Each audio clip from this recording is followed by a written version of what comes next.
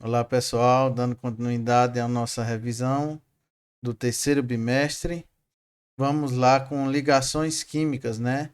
Conhecer a fundo os tipos de ligações químicas que podem ocorrer, né, entre os elementos. Vamos lá. Como a gente havia comentado na aula passada, existem três tipos principais, né? Ligação iônica, ligação covalente e ligação metálica. Nesses três tipos de arranjos, os elementos se procuram suas ligações. Vamos conhecer a ligação iônica, né? Como se comporta uma ligação iônica. A ligação iônica é marcada por quê? Por ter cargas densidade de cargas bem expostas, né? Vocês estão vendo aqui o sódio, né? Fica com a carga positiva, né? Bem visível. E o cloro também, né? Com a carga negativa bem visível. Quais são as características principais? Os elétrons na ligação iônica são transferidos, gerando íons, né? A gente já comentou o que é íons, átomos eletricamente desequilibrados, ou seja, com cargas diferentes. E quando os íons se juntam, no caso aqui do NaCl, para formar o cloreto de sódio, o sal de cozinha, eles se tornam nêutrons. Eles geram, quando eles transferem, eles se transformam em íons, ó, veja, positivo e negativo. E como positivo e negativo, a matéria tem a natureza eletrostática, né? Eles tendem a se unir e se neutralizar um ao outro, né? Positivo e negativo, neutralizou. Como é que ocorre? Onde ocorre? Geralmente ocorre entre metais e ametais, porque como a gente viu lá em tabela, em propriedades, né, dos elementos, os metais têm essa tendência natural de ceder elétrons em uma ligação química. E os ametais têm essa tendência natural de pegar os elétrons numa ligação química. Então, é muito comum entre metais e ametais fazerem ligações iônicas. Claro que não só metais e ametais, né? Pode ocorrer também entre metais e semimetais, né? E os semimetais já são bem parecidos com os ametais, por isso que pode ocorrer do tipo iônica. E entre metais também e o hidrogênio, pode ocorrer também, pessoal. Um exemplo aqui bem clássico, esse que está aqui na tela, na animação, o cloreto de sódio. Percebam aqui, ó, na distribuição química, o sódio tem número atômico 11. Pela distribuição eletrônica dele, como é que ele está? 1s2, 2s2, 2p6 e 3s1, ou seja, só um cloro, só um elétron na última camada eletrônica dele, né? E o cloro está na última camada, tem 2 mais 5, né? No terceiro nível, tem 7. Segundo a regra do octeto, né, que a gente viu aula passada, precisaria de 8 para alcançar a estabilidade. E se o sódio perder esse 3s1 aqui, esse subnível, que é o que acontece, esse elétron vem para cá e fica 3p6, ele vai ficar com só a segunda camada, 2 mais 6, 8. Olha, ele fica igual ao octeto também. Então os dois se transformam num cátion positivo quando perde, e esse num ânion negativo quando ganha elétron. E os dois têm a tendência, como vocês veem aqui na animação, de atração. Então a ligação iônica é marcada por essas cargas, né, de verdade, né? E a característica principal da ligação iônica é a transferência de elétrons, gerando íons. Essa é a característica principal da ligação iônica. Veja como ela seria, né, escrita, simbolizada, né, na questão das fórmulas eletrônicas. Aqui o maisinho, simbolizando que o que ela cedeu, perdeu um elétron e o cloro ganhou fazendo o seu octeto. Como são os compostos, né? As substâncias feitas a partir de ligações iônicas, né, com compostos iônicos.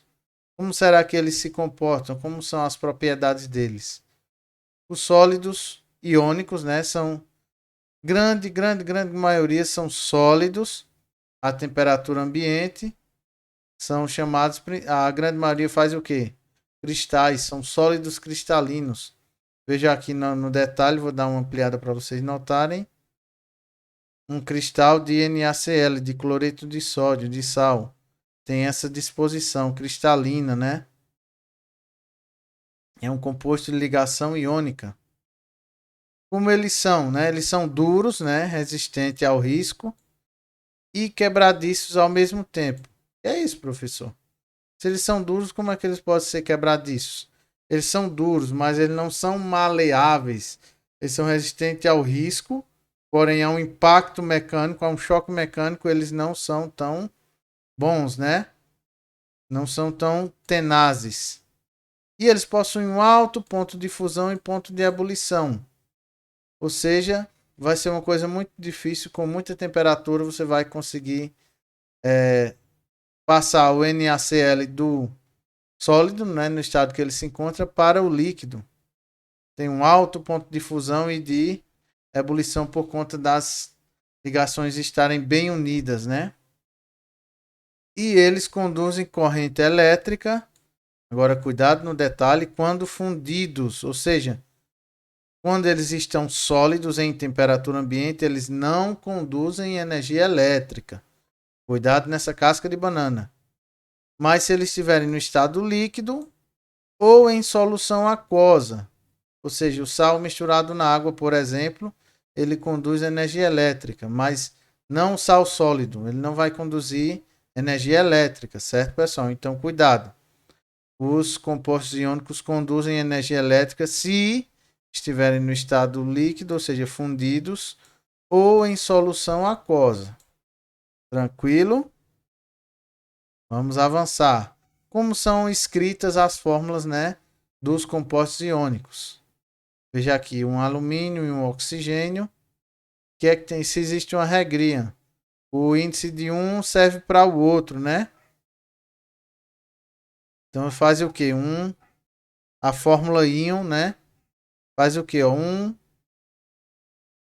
vem para cá, ó, serve de índice para o, a carga de um, perdão, serve de índice para o outro. O ânion do cátion e o cátion do ânion, né? Como é que isso se apresenta simbolicamente, né? Vamos entender. Os três oxigênios, né, são necessários para formar esse íon e dois alumínios. Veja só, acompanha o preenchimento de cada par eletrônico, ó. Os pares se formando. Percebendo, pessoal, que aqui, ó, existe um compartilhamento de um par eletrônico, esse com esse com esse, ó. O desenho não tá bom, mas vocês estão entendendo, né? Vocês estão vendo aqui, ó, um par eletrônico. Então aqui são os pares sendo doados, né, para formar o quê? O equilíbrio, não é isso? Existe uma doação do alumínio cedendo, sendo transferido direto para o oxigênio. O oxigênio está ficando todo completinho, tá vendo? Sai daqui e vem para cá. E esses três que estavam sobrando no alumínio estavam sobrando, então a penúltima camada está com quanto? Adivinha? Com 8 elétrons. Então os dois vão ficar no octeto. Os elétrons vêm daqui, ó, ele vai completando os 3 oxigênios e ao passo que vai, ó. Tá vendo? Vem para cá. Então liberei esses três aqui. Fiquei com ele estável, com esse outro alumínio estável e de quebra os oxigênios ficaram com seus 8 elétrons na última camada de valência. Ficaram estáveis também. Esse é o esquema da fórmula de Lewis, né? Então, como se escreve? O ânion de cátion. O ânion é quem? Óxido, né? Óxido de alumínio. Seria dióxido de trialumínio, mas a gente convenciona e tira os radicais, né? Aliás, os sufixos. e fica melhor, né? Fica mais plausível chamar o que? Óxido de alumínio. Entenderam, pessoal? É só veja uma troca aqui, né? De carga se transformou em índice. E essa é uma fórmula genérica. Tranquilo? Aqui está uma tabela principal. Eu oriento que vocês, se quiserem, tirem um print dela. Certo? Anotem aí, vejam direitinho. Aqui está o que? Uma tabela com os principais cátions e ânions dos elementos da tabela periódica, né? Por família, né? O grupo, família 1A, o grupo 1, como vocês já sabem. O nome do elemento e a carga que eles apresentam, né? A carga relativa, ou seja, em uma ligação química, numa ligação iônica, eles vão ser apresentados dessa forma, vão estar cedendo um elétron. Aí aqui vai a família 2A, porque tem essa característica também, ó, de ceder dois elétrons. Veja que tudo é uma questão de bem lógica, né? A família 3A, ó, já tem a tendência natural de ceder, de perder 3 elétrons.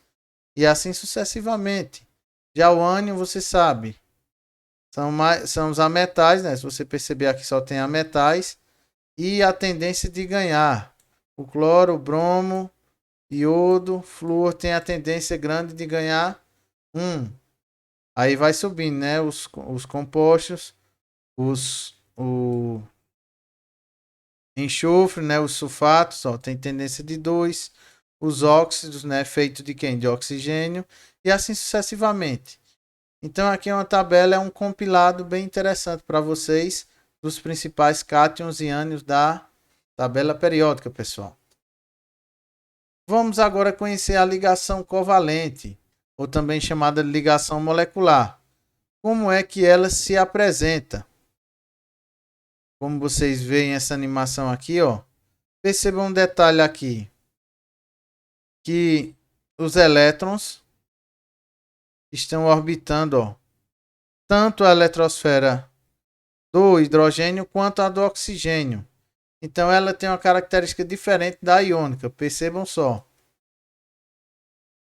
Os elétrons, no caso da ligação covalente, eles são compartilhados. Vocês viram que na ligação iônica eles são doados e são cedidos e, como é que eu posso dizer? Acolhidos, né? Acolhidos. Já nesse caso da ligação covalente, eles são compartilhados. O hidrogênio não perde o seu elétron para o oxigênio, ele compartilha com ele, gerando quem? Pares eletrônicos. Então veja lá naquele caso o sódio perdia um elétron, lembra, para o cloro. Nesse caso, na formação da água, por exemplo, os dois hidrogênios eles não perdem o seu elétron. Eles compartilham um único elétron que eles têm com um elétron do oxigênio e formam um par eletrônico para compartilhar entre os dois átomos. Né? Ocorre geralmente como? Entre ametais e ametais. Por quê? Existe uma lógica aqui. Lembra que os ametais têm uma tendência de ganhar elétrons. Aí se eu me ligo com outro ametal que também quer ganhar, então nenhum quer perder, nenhum vai ceder para o outro. Então se nenhum cede, então vamos compartilhar aqui. O elétron é meu e seu. Aí fica, né, os dois rodeando, como vocês estão vendo na animação, na eletrosfera dos dois elementos, dos dois átomos.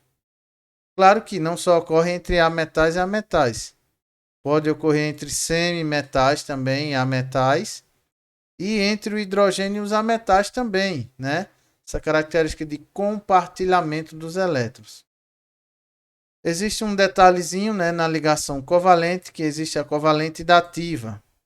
Os elétrons são provenientes somente de um dos átomos.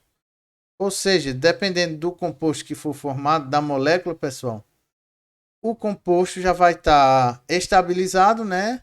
Segundo o octeto, vai estar lá estabilizado com 8 elétrons, mas o outro átomo ainda não está estável, não está com seu octeto. O que é que acontece? O elemento central, né? Geralmente o menos eletronegativo vai fazer o quê? Vai emprestar, digamos assim, um par de elétrons e vai acontecer um compartilhamento, mas só de um lado só, né? Como se fosse uma via de mão única. Veja aqui Aqui é como eu simbolizo, né, na fórmula eletrônica, uma ligação covalente. Veja que esse tracinho aqui, né, significa o quê? Um par eletrônico. Ele não cedeu, ele não foi. Ele está aqui a fórmula da água. Eles estão compartilhando o mesmo dos dois elétrons. Então, o mesmo par eletrônico tanto serve para o oxigênio quanto serve para o hidrogênio. É assim a característica marcante da ligação covalente: compartilhamento gerando pares eletrônicos. Ó, veja só aqui, deixa eu limpar aqui a figura para vocês perceberem melhor.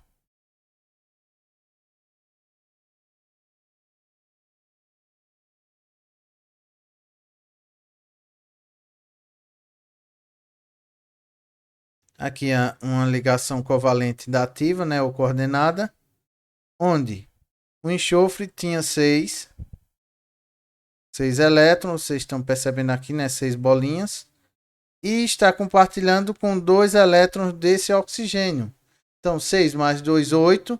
Então, aqui ele já estaria estável, tranquilamente. E como o oxigênio precisava de 2 também, pegou, compartilha com os 2 do enxofre, então na conta cada um ficou com 8. Tranquilo, né? Porém, do outro lado desse composto tem outro oxigênio que não está ainda estabilizado no seu octeto, com 8. O que acontece? Esse par de enxofre aqui, esse par de elétrons do enxofre que está sobrando, que não está fazendo ligação, cede, né? Cede, no caso assim, empresta, né? Mas não perde, empresta, por isso que está certa aqui a direção para esse oxigênio. Então, é um empréstimo, né? Cede para que ele compartilhe, mas só sai do enxofre. O enxofre não precisaria mais compartilhar, né? Já estava estabilizado. Mas ele empresta para aqui, para que o outro oxigênio, né, como fazem na parte da mesma molécula, o outro oxigênio fique estável também e a molécula faça a sua função, que é o quê? Alcançar o nível de energia mais baixo para os seus átomos. Na fórmula estrutural, como é que fica? Ó? O oxigênio realizando duas ligações covalentes normais, né? Esse traço, cada tracinho significa um par de elétrons, né? E do outro lado, o oxigênio que estava precisando, recebendo a seta, quer dizer o quê? Só sai do enxofre um par direto para ele, para que ele também fique estável. Né? Então existe esse tipo também de ligação, um tipozinho de ligação covalente. Deixa eu limpar aqui, pessoal, para vocês perceberem uma tabela baseada na eletronegatividade na posição dos elementos. Foi feito, né? Montada essa tabela. Agora percebam bem aqui que essa tabela começa a contar de quê? Do grupo 14 da família 4A, como queira, né? Que é onde começa a aparecer os ametais, porque vocês lembram que a ligação covalente, preferencialmente, ela é feita entre quem? Ametais e ametais. A camada de valência, né, da 14A, a gente já sabe que é o quê? 4 elétrons na sua última camada, ou camada de valência. Da família 15, né, do grupo 15, 5, grupo 6, 16, na grupo 16, 6, e do grupo 17, 7 elétrons na sua última camada. Quantas ligações covalentes comuns, né, normais, seria possível na família 14A? No máximo 4, né? Porque ele tem 4, ele precisa de quanto para o octeto? Mais 4, ó. Veja que aqui é pura matemática e lógica. Na família 15 ele já tem 5. Então ele precisa de quantos para o octeto? 3. 5 mais 3, 8. Na família 6 ele tem o quê? Ele já tem 6, falta 2 para 8. E pela lógica, né, matemática, na família 7, ele só precisa de uma ligação, um par eletrônico para completar o seu 8, o seu octeto. Aí veja que mesmo se não acontecer todas essas ligações, quais são as possíveis dativas? onde é que o elétron pode estar sobrando um par eletrônico que pode ser emprestado para o outro átomo. No caso da família 14A, nenhuma, porque ela vai fazer as 4 ligações. Então não vai sobrar elétron para fazer outro par, né? Para ser emprestado. Não vai sobrar par de elétrons. Já na família 15, ó, se ela fizer as 3 ligações, vai sobrar um par ainda para ser emprestado. Aí veja que vai aumentando conforme as ligações. Aqui dá para fazer um ou até no máximo 2 ligações de empréstimo, né? Vamos falar dativas como se fosse um empréstimo, né? De um par eletrônico. E na família 17, onde pode no máximo, veja que aqui pode mais, né? Até 3 ligações dativas dá para fazer, pode ser emprestada, né? Por quê, professor? Porque, ó, veja, se na família 17, com uma ligação covalente normal, ele já fica de boa, já fica no octeto, né? Esses 3 pares aqui podem ser emprestados. Aqui, ó, 2 pares no máximo podem ser emprestados. E aqui, um par no máximo. Veja que os números estão aqui, ó. E aqui para ele ficar estável, ele tem que fazer as 4 ligações. Então, esse pessoal da família 14A não pode, esses elementos não podem fazer ligação dativa, não conseguem. Então, isso é mais uma dica para vocês, viu, pessoal? Fiquem ligados. Como são as propriedades dos compostos moleculares, né? Compostos feitos por ligações covalentes. Possuem essas 3 características principais. São líquidos, geralmente são líquidos ou gasosos, né? A temperatura ambiente, com exceção de quem? Os sólidos moleculares. Por exemplo, o grafite, né? Um sólido molecular. Possuem baixo ponto de fusão e ponto de ebulição. Isso significa dizer, pessoal, que aparentemente, se você prestar atenção, as ligações moleculares não são tão fortes quanto as ligações iônicas, né?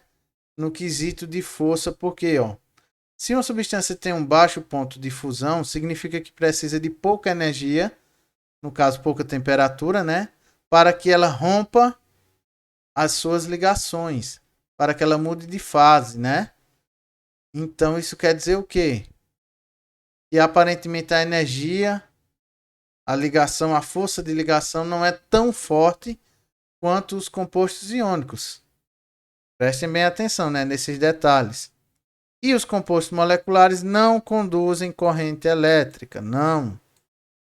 Claro, existem exceções, por exemplo, os ácidos. Os ácidos são compostos moleculares, por exemplo, o ácido acético, do qual é feito o vinagre, né?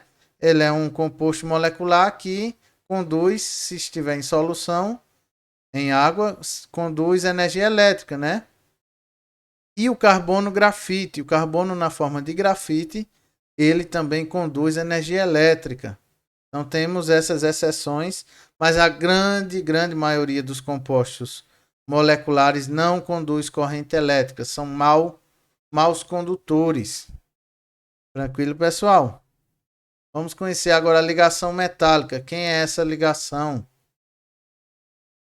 Essa animação aqui vocês já conhecem. Vamos ver as propriedades principais. As ligações metálicas já está dizendo, né? São feitas entre metais e metais, né? Como ocorre isso? São cátions, ou seja, são átomos desequilibrados, são íons, né? Íons do tipo que? Positivos. Cátions, ou seja, átomos positivos, né? De carga positiva, permanecem num arranjo regular, chamado de retículos. Esses que vocês podem notar aqui na figura abaixo. Ó. Um cúbico centrado de quê? De sólido aqui, de sódio, né? É como se fosse cubos, né? A organização de retículos do metal. E aqui do alumínio, um pouco mais denso o alumínio, né? Então é nesses retículos que acontecem esse mar de elétrons. E é o que, pessoal? Essa bolinha cinza são os cátions, né? Os cátions permanecem no arranjo de retículos, né, como se fosse um cubo, e ao redor dos cátions os elétrons estão ali, né, estão fazendo o quê? Cobrindo, né, toda essa área entre um cátion e outro. Isso traz características e propriedades próprias dos metais, algumas características que só os metais têm, né? Como é que ocorrem essas ligações entre metais e metais? Porém, pode ocorrer entre metais e semimetais também, pois os semimetais têm características metálicas também, né? Porque os metais são bons condutores de energia elétrica, né? A condução de energia elétrica é feita por fios de quê? De cobre, que são metais, né? Que é um metal. Por quê, pessoal? Reparem bem essa figura aqui. O que é energia elétrica, senão um fluxo de quê? De elétrons. Então, esse fluxo de elétrons tem essa facilidade de passar por um mar de elétrons. É como se houvesse um empurrão, ó, como vocês podem notar aqui. A eletricidade vem um fluxo de elétrons, empurra, acontece aqui uma troca, esses elétrons passam e esses ficam, mas como são partículas da mesma natureza, aí esse fluxo passa com uma pequena resistência. Então, por isso que eles são bons condutores de energia elétrica por conta disso, por conta desse mar de elétrons, que é característico de quem? Da ligação metálica. Como são os compostos metálicos?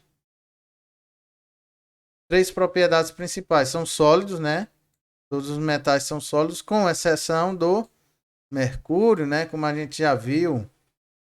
São brilhantes, maleáveis, né? Vocês podem fazer chapa deles com muita facilidade. E possuem um alto ponto de fusão e ebulição. Isso significa dizer que essas ligações metálicas também têm uma força boa, né? Coesiva.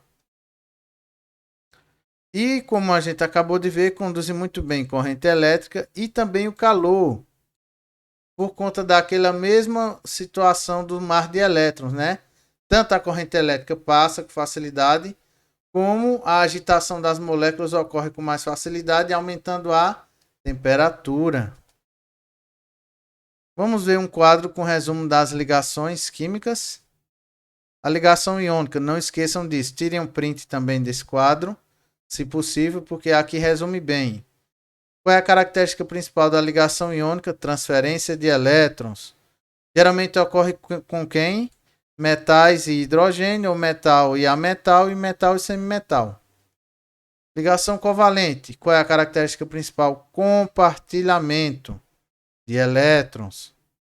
Geralmente ocorre entre quem? Ametal e ametal, hidrogênio e hidrogênio, ou semimetal, né? Ligação metálica. Qual é a característica principal, pessoal? Os cátions envoltos numa nuvem eletrônica chamada mar de elétrons também, né? O nome comum. Acontece entre quem? Metal e metal, é claro. E metal e semimetal também. Então esse é um resumo principal. Deixa eu limpar aqui a tela de novo, para que vocês possam tirar um print ou anotarem se quiserem. E pessoal, esse resumo, esse quadro ajuda bem para vocês. Agora vai um desafio, uma perguntinha interessante para vocês. Nós temos o diamante, como já conhecemos, feito de cristais, né? E o ferro também feito de cristais. Por que o martelo, uma marreta, quebra o diamante? Se o diamante é um dos compostos mais duros que existe na natureza, se não o mais duro. Vocês saberiam me dizer, pessoal? Pensem um pouquinho aí, dê um pause no vídeo. Vamos lá, vamos desvendar isso aí, né? Vamos entender o porquê. Veja que aqui, ó, eu tô com... Deixa eu limpar aqui para ficar melhor. Aqui eu estou com um sólido do tipo molecular, né? Como se fosse o diamante. Com seus arranjos. Veja aqui os prótons positivos posicionados, ligados com os elétrons negativos, ou seja, as cargas estão equilibradas e ligadas, não é isso? Quando acontece um estresse, como vocês estão vendo aqui, uma pancada, por exemplo, o que é que acontece? Essas ligações mudam de carga, ou seja, ó, o que estava aqui, ó, positivo, veja aqui no canto, ligado com negativo, ele vem, muda de lugar e fica positivo com positivo aqui, ó. Isso faz com que o que? Positivo com positivo e negativo com negativo, repulsão. Por isso há uma quebra, há um afastamento daquele pedaço de diamante. Por que isso não ocorre nos metais? Porque os metais são maleáveis. Veja aqui, ó, uma marreta, né, batendo num bloco, num pedaço de metal. O mar de elétrons confere essa elasticidade, essa maleabilidade dos metais, pessoal. Se ele sofrer aqui, ó, um impacto, as cargas, os prótons, os cátions, eles não vão se chocar, né? Não vão ficar próximos, não vão mudar de carga, né? De lugar, porque os elétrons que estão aqui, ó, eles apenas são espremidos, né? São diminuídos seu volume, porém os prótons não se tocam. As cargas deles não ficam próximas ao ponto de acontecer uma repulsão, né? Até certo choque. Só um choque muito grande que pode romper as ligações, mas por isso que o martelo vence, né? Quebra o diamante. Por conta está explicado o quê? Essa é a questão que a gente também vai estudar, a polaridade, né, das moléculas e essa questão das ligações, né? A ligação metálica tem essa característica de ser boa condutora de energia, como vocês viram, elétrica, e são maleáveis por conta do seu mar de elétrons em volta dos cátions, ó. Não é o que acontece com a iônica nem com a covalente. As cargas aqui se tocam e ficam positivo com positivo, negativo com negativo e ocorre a quebra. Então, pessoal, muito obrigado. Até a próxima aula.